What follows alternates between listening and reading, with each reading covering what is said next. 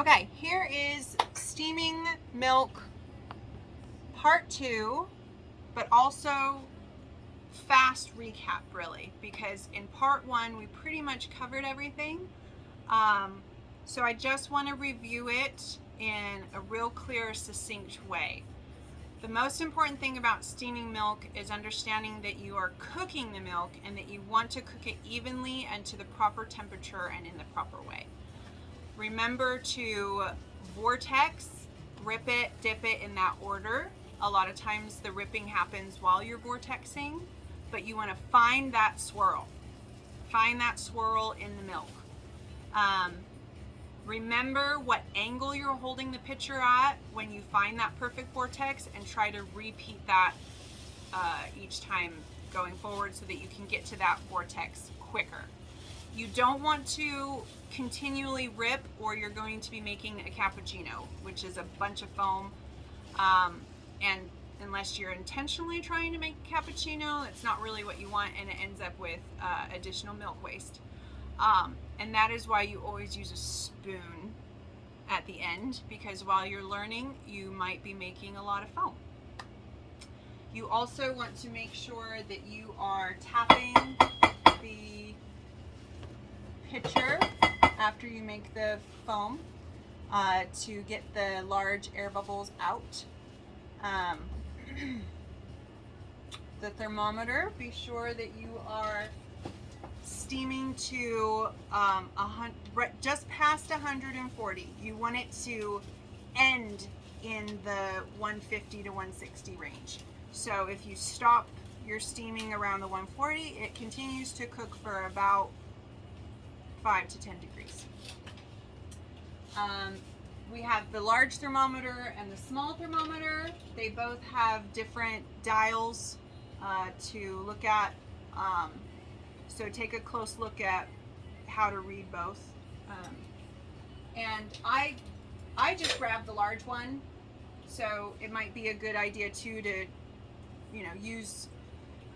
And across all of this, the more consistency in the way you do each step each time, the more reliable your drink is going to be, and the quality is going to be.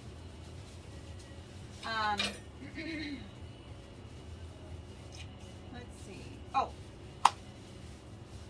just like making a mental note of the angle of the steaming wand and the pitcher and the milk, also make a mental note of what the milk sounds like when it gets to that magical past 140 zone, because the sound will drop.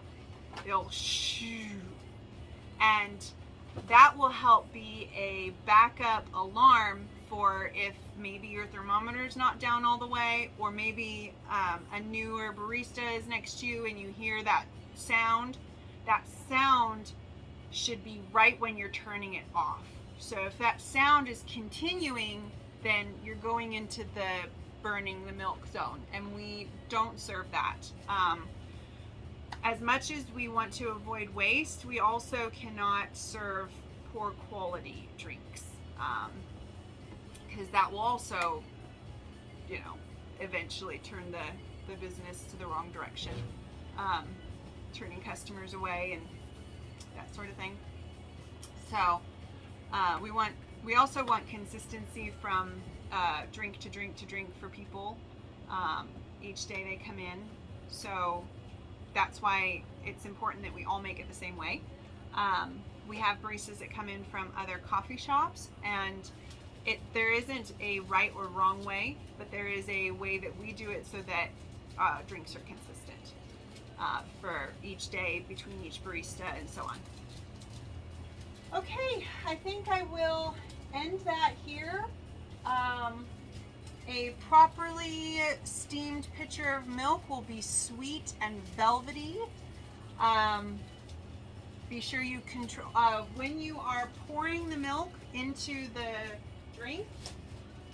Start pouring and stir so that some of the crema is incorporated into the foam, and then hold the foam back with your spoon.